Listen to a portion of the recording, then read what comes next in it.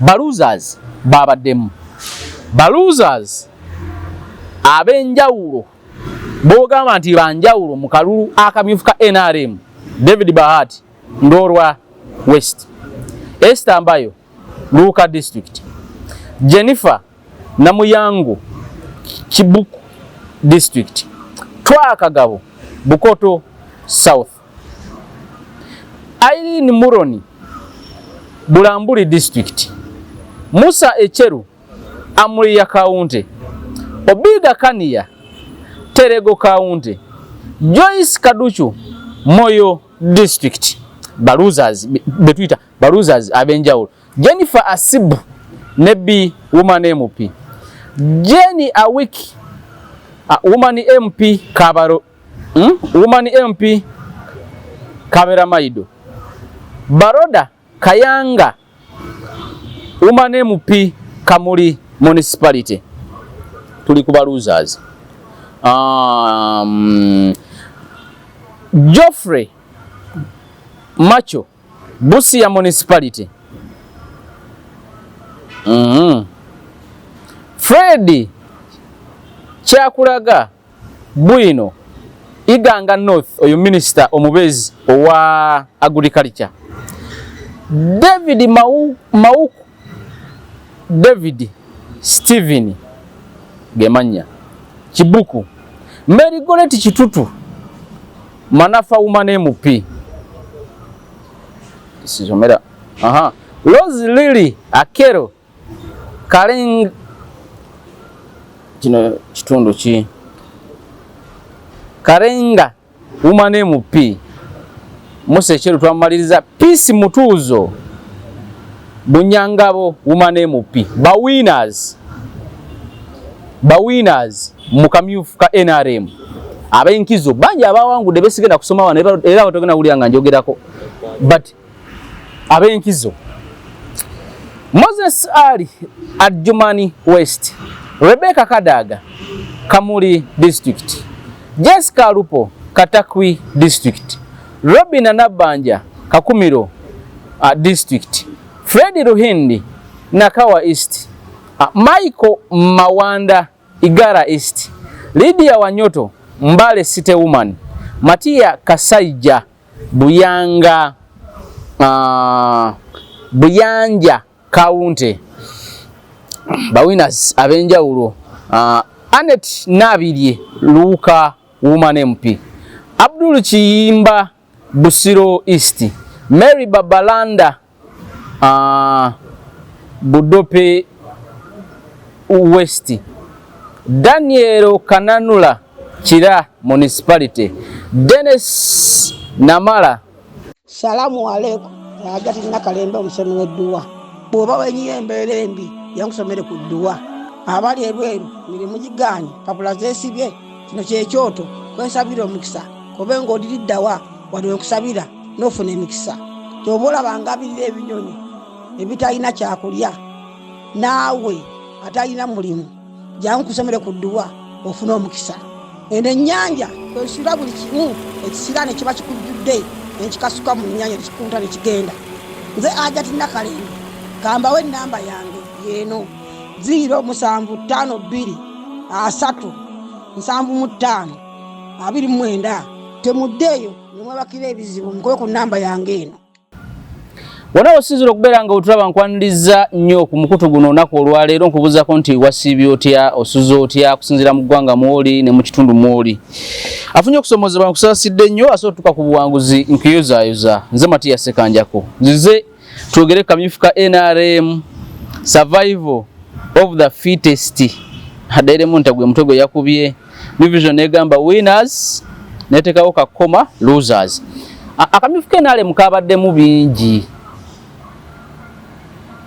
Kamuli Municipality waliyo ne yakubiddwa amasasi n'afa. Bwe twali mu bitundu biri ebya Sembabule Lwemiyaga ewa Ssekikubo waliwo eyafa emabegako. So kabadde kavaawo mpitewo. Abanene abatasuubirwa abamu baagenze mu ŋŋenda etasuubirwa ne bamukuba akalulu n'agenda bw'atyo. So abamu basobola okujja nga ba independent kubanga ekireetera obumyufu buno okuteekawo obwenkanya eri abagala tikiti. naye ate era mu kamyufu wasobola okubeerayo obutali bwenkanya yensonga lwaki olaba bannandutu we bali mu parliament nga ba independent because bawangulwa mu kamyufu oluvannyuma lw'owangulwa mu kamyufu ate ne bajja ba independent ne bawangula akalulu. So akamyufu kasobola okubeera ne ground eya obwenkanya but era kasobola okubeera ne ground eya butali bwenkanya yensonga lwaki olaba abamu abakubwa mu kamyufu bajja nga ba independent mu nkola eya bulijjo ng'ebibiina by'obufuzi bwebiri kyandibadde nti singa bakuwangula mu kamyufu osobola okujja independent ng'owanguliddwa mu kamyufu nga tosobola tojja independent osimba emabega w'oyo ayawangudde mu bibiina by'obufuzi nga birina demokrasiya. Kakati wano obudde obusinga NRM specifically because olumu yetegeka akamyufu bano abalala balisti sijja boogerako specifically NRM olaba nga waliwo alina tikiti n'agikwata naye ate nali independent President Museveni for example bwagenda katugambe olw'emiyaga n'awagira Rwashande nga yalina tikiti ate agendera n'awagira ne Ssekikubo tamukomerera misumali agamba bugambi n'oyo waffe. So in case bw'aba wangudde asobola okujja ne babeera bonna. So baluzers babaddemu mu kamyufu nga tugenda okubalaba tugenda kulaba abamu ku abo bogamba nti nono bamu ku byakalulu ne ba winners tugenda kulaba abamu ku abo bo bale tosuubira kujjayo kalunga Moses Ali nga bakajjeeyo mu nkola y'ebibiina by'obufuzi nga birina demokrasiya bwe bakuwangula mu kamyufu odde emabega w'oyo awangudde ne mutambula wabula singa candidate alaba obutali bwenkanya mu kamyufu nga bamuwangudde asobola okukola appeal eri public eri abataka n'abagaba bannaye okusinziira ku kiriwo embeera eno neeno nze nsazeewo nzije independent kubanga sawangula mu mazima na bwenkanya wabula era independent asobola okujja olw'okweyagaliza nga opportunist ye ng'omuntu nga yeeyagaliza n'agamba nze nyina obbomubaka wa parliament mu kitundu kino ongamba otya nti sifunye tikiti. Kakati bingi ebibadde mu kamyufu sente zibaddemu amaanyi gabaddemu emmundu ebaddemu abantu bangi babadde ne bakiyita batya babadde ne from above esimu nevuga okuva ewa above nebijja bwe bityo naye Moses Ali katusoke ku bawina abamu bo badde tosuubira Moses Ali yayiseewo Adjumani West oyo abasinga bamwogeredde bingi omuntu atasobola nagoba mbaata nebira naye abantu bamuwadde akalulu Kamuli municipality ombako Kamuli district ombako omukyala Rebecca atwala Kadaga naye yayiseewo mu kamyufu Jessica Alupo naye yayiseewo Katakwi ng'agenda okukwata benda ya NRM okukiikirira district ya Katakwi ngombako omukyala Robina Nabbanja Kakumiro district era naye yayiseewo Fred Ruhindi Nakawa East yayiseewo Mike Mawanda Igara East naye yayiseewo Mbare City woman Lydia Wanyoto naye yayiseewo omukyalo yakola statement banywa milioni 10 muzijjukira ezali mu parliament nga zogeza opposition y'obwamanaga mu meeting yafuna sente wadde sirimbaka wa parliament naye naliwo kitegeeza akubye incumbent mu kamyufu. Matia Kasaija Buyanja Kaunti naye yayiseewo kati abamu ku baluuza bogamba nti nono bayakubiddwa akalulu David Bahati oyo minister Ndorwa West yakubiddwa akalulu Esther Mbayo Luka district yakubiddwa akalulu Jennifer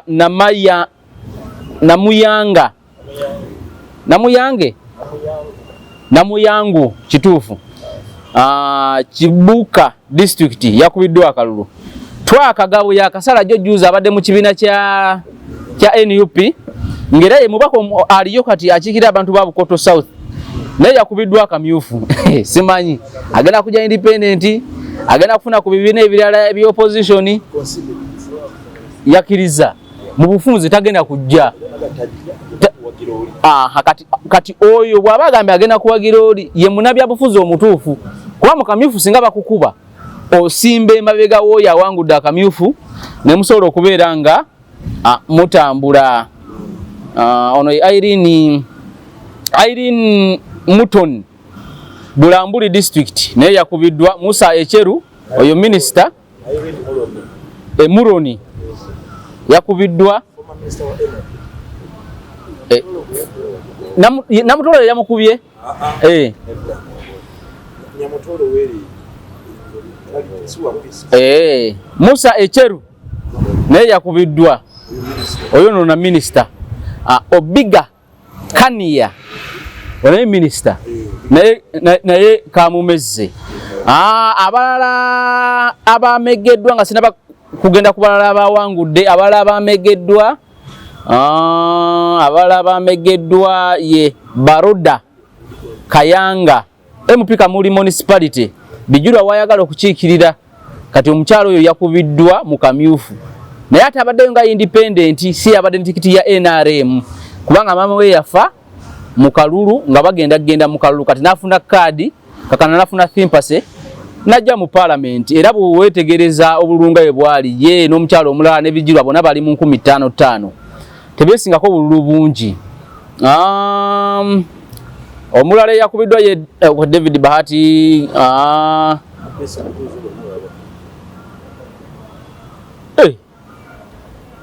Nindako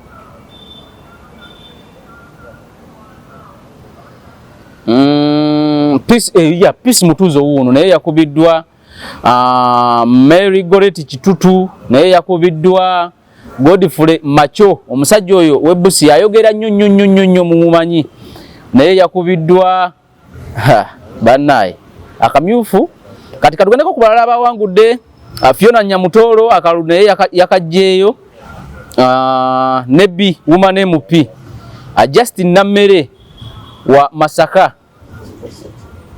City muwala wa Sempijja kati yayagala ekifa wali Juliet Kakande kitegeeza mulesi bajagenda mu Juliet Kakande n'abalala ndowooza ono mukyala wa NUP akola kati nga meya wa Masaka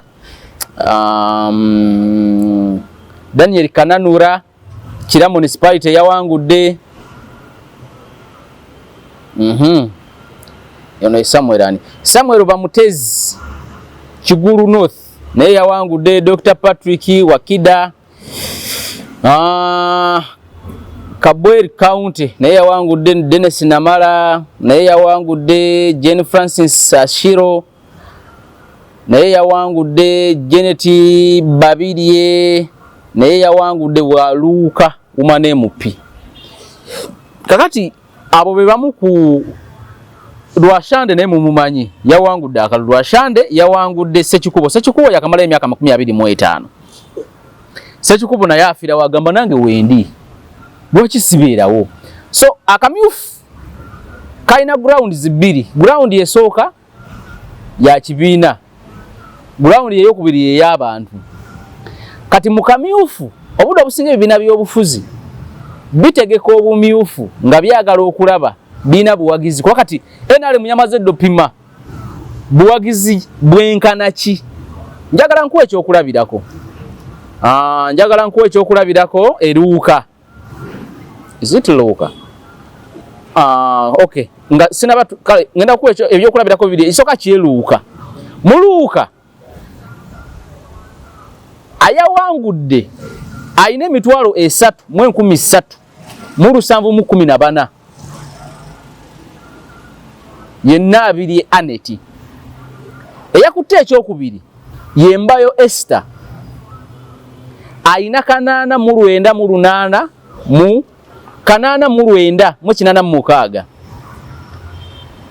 ayakutte ekyokusatu yenna mutamba Esther Kawoowo ayina 5781 eyakutte ekyokuna mu bufuzi eyasembye ye Kabale Evelyn Naume Mpagi yafunye obululu 4,787 kakati bano bonna bali mu register ya NRM era bana NRM eruuka emitwalo 3 mu 3 mu 7 no emitwalo 3 mu 13 mu 714 gattako 8,986 ogateke 15,781 ogateke 4,787 kati abo bonna ba NRM eruuka kitegeeza NRM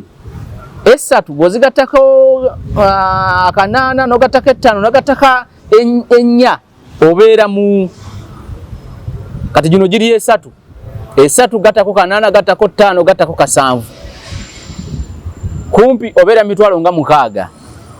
Kitegeeza kati NRM egenda mu kalulu keeruuka mu district yonna ng'eyinayo abantu nga 600 abalonzi because bano balonzi bali eligible okulonda akalulu. Kakati akamyufu kakulaga bameka boyina bameka bali active tusobola otuuka nga waliwo abasenguse mu kulonda kwa bonna nga waliwo abafudde n'abati n'abalala abagamba nti ze sijja genda kulonda siraamu ssente embeera yange embi ndi mu ddwaliro nyinayo omulwadde n'ebirala bigwa mu kkoowa eryo. Naye kati ye agenda ogenda testi ng'alina abantu 5,000 abalonzi kuba gino 3,000 ku yawangudde 8 ku wokubiri 5 ku wokusatu 4 ku wokuna. Kati abo wakiriko tugambe nti ennya zino wokuna zonna teziriiwo oyinawo 5 oyinawo 8 oyinawo 3,000. Kati tugende Sembabule result zonna teziriiwo wano mbadde nyina result za bitundu lw'emiyaga kawunti biki kati bekimakingiraawo nti structures zibayambako okumanya balonzi bameka boyina ogenda n'ekibalo target obeera nayo compared ku bano abagabira ku kitebe tikiti aga nti tikiti eri ku kitebe kuba kati webeera ku kitebe nga temwina structures kitegeeza ogenda mu constituency nga tomanyi balonzi bameka boyinayo but ono wa structures bameka bayina. Ekyokubiri olaba ofuna message nekusike kubanga osotula ku kitebe ekya Dononga NRM nogaba kadi ewa Estambayo naye ng'ekyamazima bw'omuteeka mu kamyufu wadde minister oba wadde yaliko minister basobola omukuba akalulu nga bw'omuteekayo basobola okumukuba akalulu. Kati ofuna message nti wadde no minister naye abantu tebamwagala okubota wa candidate gwe bataagala. Kati akamyufu obuzibu kayina kasobola okuleeta bakandidate okweyawula mu bbongabbo bakandidate ganti tebampa tikiti naye ekyamazima nze ng'omuntu nja kujja naye era tulina betulabye because olina ba independent mu parliament 69 mu lukiiko lw'eggwanga olukulu ba independent boyinayo. Kati ba independent 69 boyina olwaleero mu parliament kitegeeza nti abo abamu bajja ku butali bwenkanya obw'ekibiina obutali bwenkanya oba kakiiko k'ebyokulonda eri ekibiina ky'ebyobufuzi ekyo oba B oba C awala beyagalizanga abantu ne banyiga amapensa gaabwe ne basobola okuyingira mu lukiiko lw'eggwanga olukulu. Naye ebimu ku bizibu ebiri ebadde mu kanyeefu kano bwe bumenyi bw'amateeka obadde bususe naliko ne bijula wano nangamba nti ekamuli eyo beeraga amaanyi mangi era seewunyiza nnyo okulaba nti waliwo amasasi agavuze ekamuli era omu ku abo abagambibwa okuba nti omu ku baami ba candidate kwabo bakandidate abamu abadde mu kamyufu n'akubwa amasasi n'afiirawo. Mu bitundu ebimu mu Uganda oli bw'afuna tikiti ya NRM kati oweerwa emiyaga lwashande alina ebitundu kala 5 ku buli 100 okujja mu parliament. Lwaki? Kubanga Ssekikubo nga we mumanyi ajja kujja nga independent incumbent naye mu bitundu kati ebyekamuli umane mupika ti oyo amazo oye n'okulayira abula kukulayira bulayizi kokka Kakumiro umane mupyo we Kakumiro nabbanja. Mu bitundu ebimu mu Uganda bw'ofuna tikiti ye NRM oba n'ebitundu 7 ku buli 100 okuyingira olukiiko lw'eggwanga olukulu y'ensonga lwaki olaba abakazi n'abasajja nga bafiirawo ku kamyufu ka NRM. Bati mu kibuga wano baruhindi mbarabye nakawa wangudde baani naye mu kibuga baburola baani mu kibuga wano obudde businga kibeera kizibu okuyitawo ku kadi NRM. Naye mu bitundu Lwiyantonde Kyankwanzi genda Kyotera Mundeeyo genda Luuka Busoga yonna okusinga ng'oggyeko Jinja City naye Busoga eno Luuka Kamuli Namutumba Namayingo n'ewalala awo abamu kasita bafuna tikiti ye NRM baba bawangudde. Balosers babaddemu balosers ab'enjawulo bogamba nti banjawulo mu kalulu akamyufu ka NRM David Bahati Ndorwa West, Esther Ambayo Luka District, Jennifer Namuyangu Chibuku District, Twakagabo Bukoto South, Irene Muroni Bulambuli District, Musa Echeru Amuria County, Obiga Kania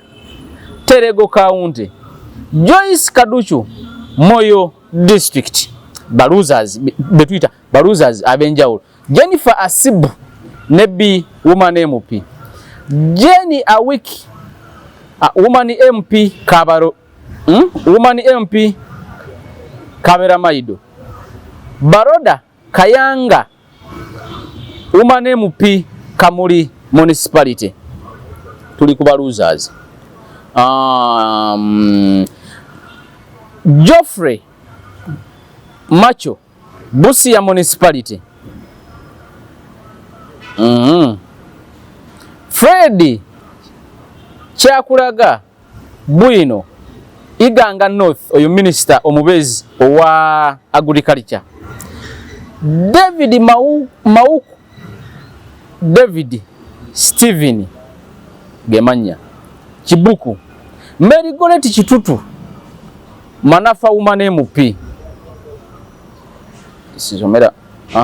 Rose Lily Akero Karenga kino kitundu ki Karenga Woman MP. Mose Cheru twamaliriza Peace Mutuzo Bunyangabo Woman MP. Bawinners mukamyufu ka NRM abenkizo banja abawangu debesigenda kusoma wana era batogena kulyanga njogerako, but abenkizo Moses Ali Adjumani West, Rebecca Kadaga Kamuli District, Jessica Lupo Katakwi District, Robin Nabanja Kakumiro District, Freddy Ruhindi Nakawa East, Michael Mawanda Igara East, Lydia Wanyoto Mbale City Woman, Matia Kasaija Buyanja County. Bawinners abenjawulo, Anet Nabirye Luka Woman MP, Abdul Chiyimba Busiro East, Mary Babalanda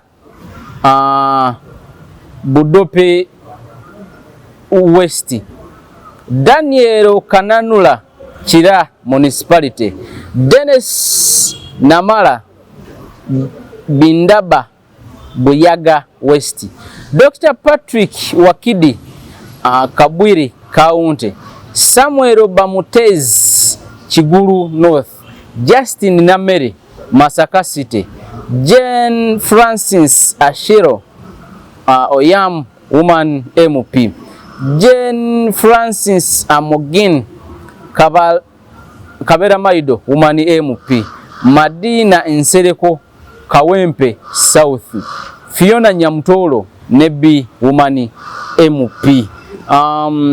Nabalala abamu ku winners ne losers mukamyufu akabada kava mpitewo mu kibina kya National Resistance Movement NRM. Ebibina ebirala ebimu bikola vetting, ebibina ebirala nga DP byalangirira nti awali ba incumbent tebagenda teka oba candidate bonna, awali ba incumbent bajja kutambulanga bo basobole okubeera nga basobole bakiikirira. Ebibina ebirala nga FDC bigenda ko mukamyufu, awalala wasobola okubeera nga waliwo candidate omu najja okubeera nga asobola okuwesimbawo. Akamyufu ka NRM kumpi okotolola eggwanga lyonna mwade muba abadde tebalina babesimbyeko nga speaker wa parliament n'abalala temwalabyeyo kamyufu, era abo ojja kulaba nga balina unopposed mu kalulu ka bonna oluvannyuma lw'akaseera. Nkugambye mu bitundu ebimu mu Uganda NRM bwekuwa tikiti ebitundu 7 ku buli 10 oba mu lukiiko lw'eggwanga olukulu. Ebitundu ebirala wadde NRM bwekuwadde tikiti si kyankomeredde nti ogenda kubeera mu lukiiko lw'eggwanga olukulu. Amasasi gabaddemu, tiyagasa abaddemu, okufa awamu kubaddemu, naye era n'emirembe awamu gibaddemu. Kati mu bufuzi NRM yo emaze okwetegekera bano abalala. Tulinda ebibiina nga NUP okusobola okufulumya listi yayo kubegeno okuwa tikiti FDC kyekimu. Tulinda ebibiina nga National Peasants Party, Common Man's Party, JEMA, PPP, ANT n'ebibiina ebirala ebiri mu kisaawe nga Democratic Party, FDC okusobola okugaba tikiti ogenda mu kalulu kabona 226. Tukomye wano ku ba losers ne ba winners abakamyufu aka NRM akuume